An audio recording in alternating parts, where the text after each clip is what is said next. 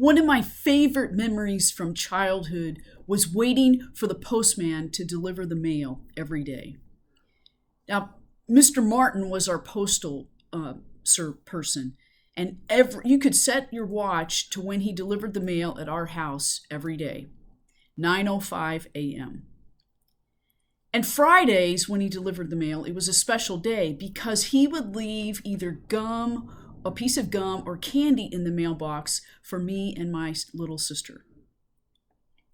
I remember during the summer waiting in anticipation for the mail to come because at 9:05 or close to 9:05, you could hear the dogs barking up the street, and Mr. Martin would be walking delivering the mail. And if we were there, he would give us the candy instead of leaving it in the mailbox, or he would talk to my mom, or if my dad was home, he would talk to them. Super nice guy, and the best part was just waiting for that piece of candy and when we got the mail. I think that's probably why I love getting the mail even to today. This Sunday, we start the season known as Advent. And it is a season of waiting, and it's meant to wait in joyful expectation.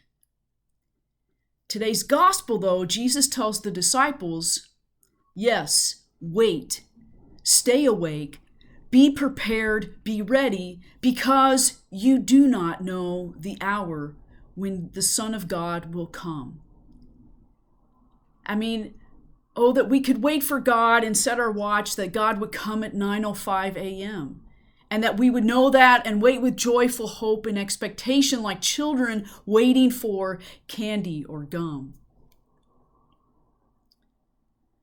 The season of Advent, though, is a season of waiting, of preparing. It's preparing for something deeper in our lives, making space in our heart and in our lives for that greater depth in experiencing God in our lives.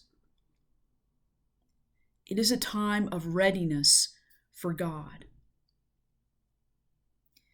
There's a 4th century hymn, though, that describes too what this season of Advent means for us and how we wait for God.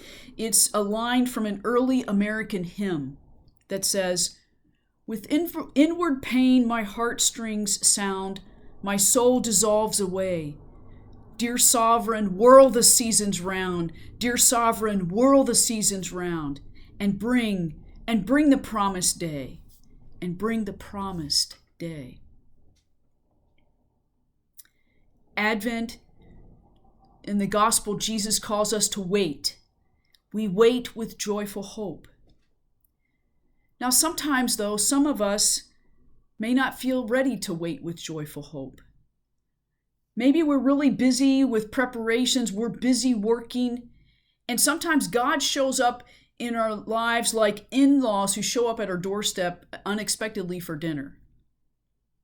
We're not ready.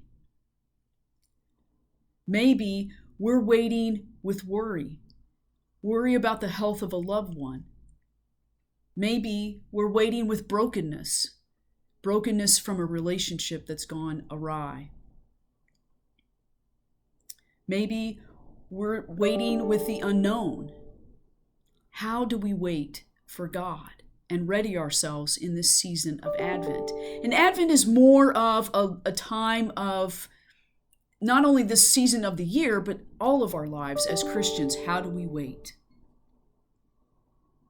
This week, let us pay attention to how we wait with openness, with busyness maybe, with brokenness, with worry.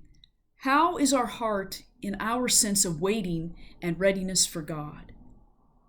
How do we create that space for God in our lives? At this time of year, when it's the busiest time of the year, at least it seems, we're called to wait and get ready.